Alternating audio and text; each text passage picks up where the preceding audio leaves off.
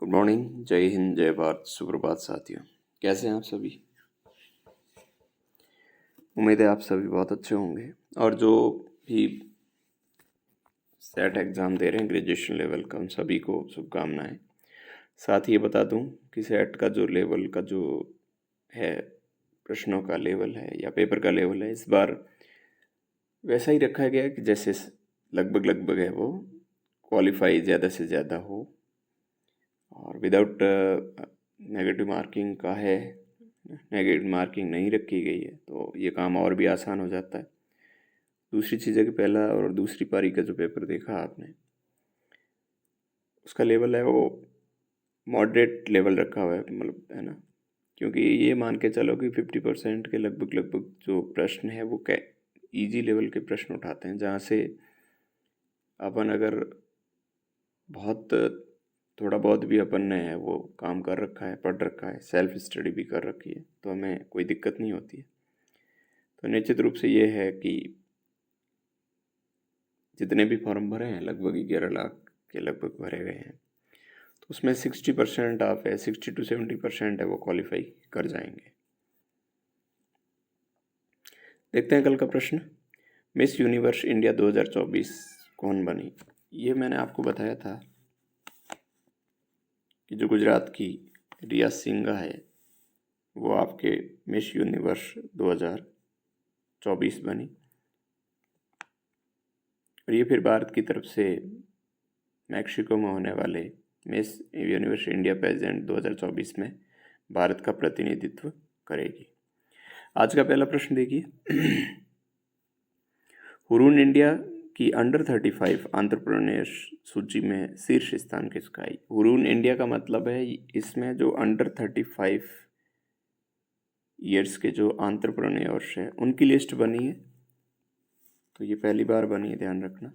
इसका जो right answer होगा वो शेयर चैट के अंकुर सचदेवा है, वो टॉप पे 31 वर्षीय युवा उद्यमी।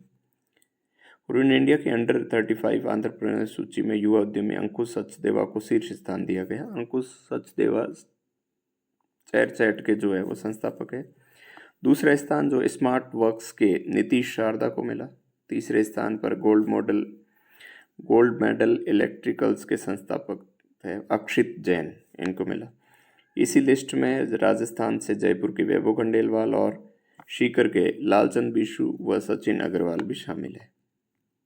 देखिए अगला प्रश्न। टोबैको फ्री यूथ कैंपेन 2.0, ये ध्यान रखना, इस तरह के जितने भी कैंपेन होते हैं नशा मुक्ति के, वो आपको याद रखने हैं। ये कहाँ आयोजित होगा? तो ये आपके जयपुर में आयोजित हुआ। 26 सितंबर 2024 को जयपुर में टोबैको फ्री यूथ कैंपेन 2.0 हुआ। इस कार्यक्रम में सभी प्रतिभागियों को तंबाकू तथा नशा मुक्ति अभियान की शपथ दिलाई गई।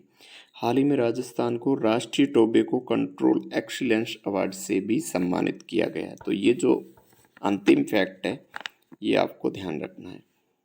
राजस्थान को जो है वो राष्ट्रीय स्तर पर टोबैको कंट्रोल एक्सीलेंस अवार्ड से भी सम्मानित किया गया। देखिए अगला प्रश्न राजस्थान से रिलेटेड है, तो आने वाले एग्ज़ाम का करंट अफेयर्स आराम से बन सकता है। और क्योंकि पहली बार मेज़बानी मिली है राजस्थान को, सीनियर महिला फुटबॉल चैंपियनशिप है वो कब आयोजित की जाएगी? तो ये आपके आयोजित होगी 6 अक्टूबर से 17 अक्टूबर 2024, यानी अगले महीने। अच्छा, इसकी जो मेज़बानी है वो राजस्थान को मिली, लेकिन राजस्थान में कहाँ होगा? देखते हैं रिलेटेड फैक्ट्स। सीनियर महिला फुटबॉल चैंपियनशिप 6 अक्टूबर से 17 अक्टूबर को जयपुर के नवनिर्मित टर्फ फुटबॉल ग्राउंड पे, यह ध्यान रखना है, ये नया जो टर्फ ग्राउंड बना है फुटबॉल ग्राउंड, उस पर होगी। राजस्थान को पहली बार इसकी मेज़बानी मिली। अच्छा, एक प्रश्न इससे रिलेटेड और हो सकता है, राजस्थान फुटबॉल यूनियन के जो प्रेसिडेंट है, राजस्थान फुटबॉल संघ के जो अध्यक्ष है वो कौन है? तो वो आपके हैं कर्नल मानवेंद्र सिंह जसोल।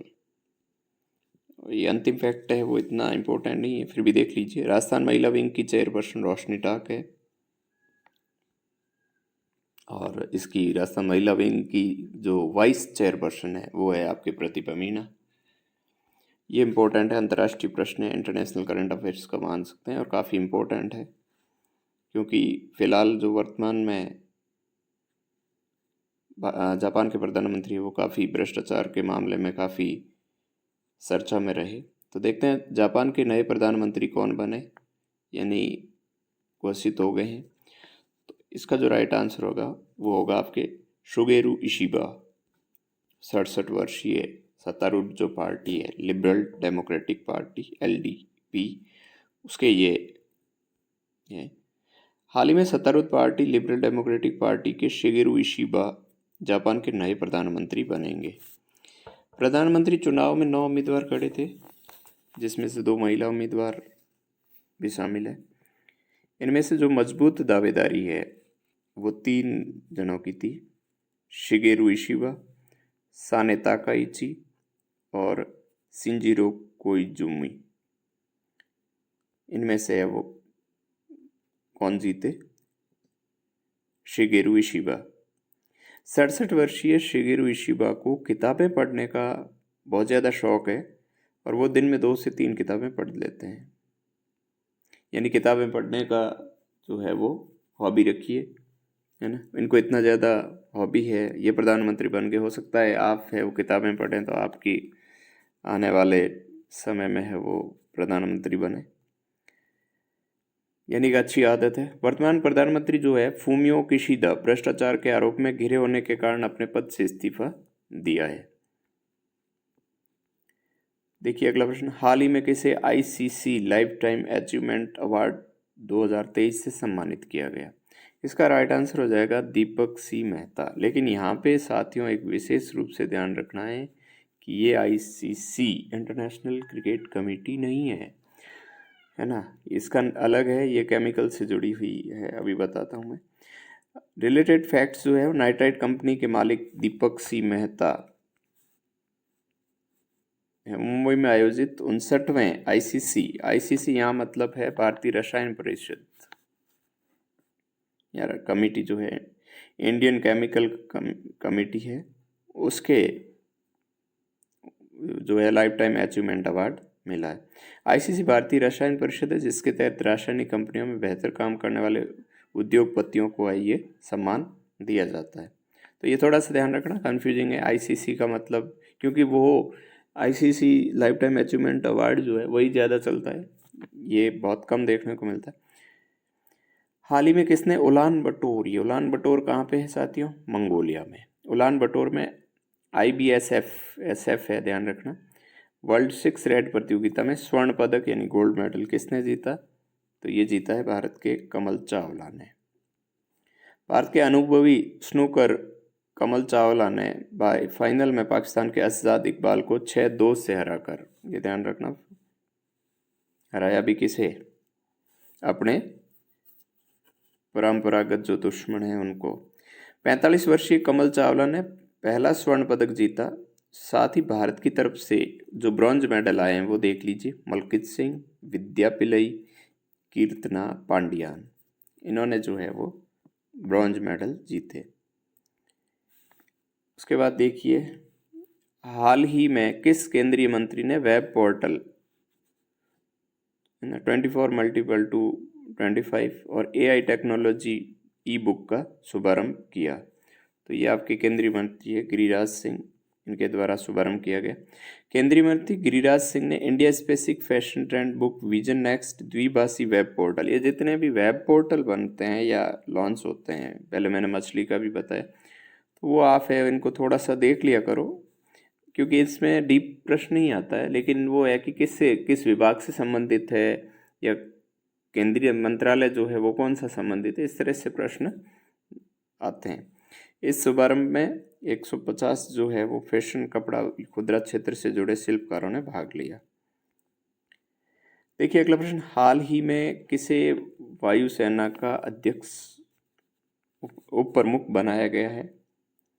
तो क्योंकि वायुसेना के उप प्रमुख थे अमरप्रीत सिंह, वो वायुसेना के प्रमुख बन गए, तो उनकी जगह जो है पद रिक्त हुआ था, तो उस रिक्त पद को भरने के लिए SP धारकर को वायुसेना का अगला उप प्रमुख नियुक्त किया। अच्छा, इसमें दूसरा ऑप्शन मैंने दिया है राजा सुब्रमणि, तो राजा सुब्रमणि है वो इंडियन आर्मी के जो है वो गवर्नर है। उसके बाद आपके दिनेश कुमार त्रिपाठी, उपेंद्र, ये तो मैंने जो सेना प्रमुख है नेवल और इंडियन आर्मी के, उनके नाम लिए। देखिए रिलेटेड फैक्ट्स, SP धारकर जो है वो मैंने नाम बताया था, इसकी जो फुल फॉर्म है वो सुजीत पुष्पाकर धारकर है, ये ध्यान रखना आपको। उसके बाद यह स्थान उन्होंने अमरप्रीत सिंह की जगह लिया। अमरप्रीत सिंह वायुसेना के प्रमुख बनाए गए। इंडियन आर्मी के प्रमुख है वो राजा सुब्रमण्य। तो साथियों इस बार जो है वो तीनों जो आर्मी है उनके प्रमुख अलग अलग बन गए। तो इंडियन आर्मी के देखें तो उपेंद्र त्रिवेदी,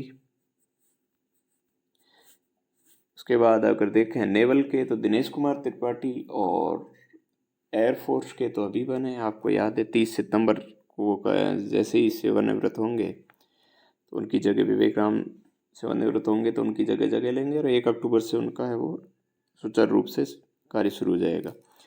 सामाजिक रूप से सक्रिय स्वच्छ सभी के लोगों को राजनीति में लाने के उद्देश्य से जन प्रहरी, बस आपको केवल अभियान ध्यान रखना है कि जन प्रहरी अभियान है वो किस पत्रिका समूह या दैनिक अखबार के द्वारा शुरू किया गया, तो ये है आपके राजस्थान पत्रिका। हालांकि ये अभियान जो है वो 2018 में शुरू किया था, लेकिन अभी नाम चेंज हुआ है, उसके पर्पज से ये थोड़ा सा करंट अफेयर्स में आता है, क्योंकि पहले इसका नाम था चेंज मेकर्स, बदलाव के नायक, है ना, क्योंकि ये आपके अप्रैल 2018 से स्टार्ट हो गया था। 4 अप्रैल 2018 से ये राजस्थान पत्रिका के द्वारा शुरू किया था, चेंज मेकर्स, बदलाव के नायक। इसका नाम बदल कर है वो ये कर दिया गया। इसमें होता क्या है कि प्रणालीगत तरीके से उनका चयन किया जाता है या फिर उनको प्रशिक्षण दिया जाता है। क्यों? क्योंकि इनका मेन मकसद क्या है, सामाजिक रूप से सक्रिय और साफ सभी के लोग जो है उनको राजनीति में लाना। देखिए आज का अंतिम प्रश्न, हाल ही में जारी एशिया पावर इंडेक्स, यहाँ पे थोड़ा सा आप ध्यान रखना, एशिया पावर इंडेक्स का मतलब ये नहीं है कि यहाँ एशिया के राष्ट्र सम्मिलित होंगे। एशिया पावर इंडेक्स का मतलब है विश्व के वे राष्ट्र जो एशिया पर जिनका प्रभुत्व या प्रभाव देखने को मिलता है। तो ये क्या होता है कि अलग अलग जो कंपनीज होती है, इंस्टीट्यूट होते हैं जो सर्वे करते हैं, उनके द्वारा निकाला जाता है। तो ये जो है, पहले तो देख लेते हैं भारत का स्थान, क्योंकि भारत ने इस बार जापान को पीछे छोड़ते हुए तीसरा स्थान हासिल किया है। उसके बाद देखते हैं रिलेटेड फैक्ट्स। अब रिलेटेड फैक्ट्स में मैं बता रहा था कि ये कुछ कंपनीज होती है, जैसे इसमें है ऑस्ट्रेलियाई थिंक टैंक लॉवी इंस्टीट्यूट, इन्होंने ये है वो सर्वे निकाला। एशिया पावर इंडेक्स में भारत ने जापान को पीछे छोड़ते तीसरा। उसके बाद देखिए कि एशिया पावर इंडेक्स एशिया में विभिन्न देशों के प्रभाव का मूल्यांकन है वो किया जाता है, एशिया में किया जाता है, न कि एशिया के। इस लिस्ट में अमेरिका पहले स्थान पर और चाइना दूसरे स्थान पर, और तीसरे स्थान पर तो अपन है ही। उसके बाद जो है आज का प्रश्न है, इसको बहुत अच्छे से देखना है, क्योंकि मैंने जो है उस दिन भी बताया था कि फुटबॉल से रिलेटेड कम प्रश्न है, तो ये निश्चित रूप से इम्पोर्टेंट प्रश्न बन जाता है। हाल ही में राजस्थान के पूर्व दिग्गज फुटबॉलर और प्रसिद्ध रेफरी जिनका निधन हो गया, तो इसके ऑप्शन में बता देता हूँ, रमेश सिंह, कमलेश सिंह, राजेश सिंह। देखिए इनका 87 वर्ष की आयु में निधन हुआ। ऑप्शन दे देता, हिंट दे देता हूँ मैं, और ये जो है वो आपके यूनाइटेड क्लब और यूनियन क्लब दोनों की तरफ से खेले हुए हैं। तो ये आज के करंट अफेयर्स थे। साथ ही साथ सभी को जो सेट में एग्ज़ाम देने जा रहे हैं सभी को फिर से हार्दिक शुभकामनाएं। जय हिंद, जय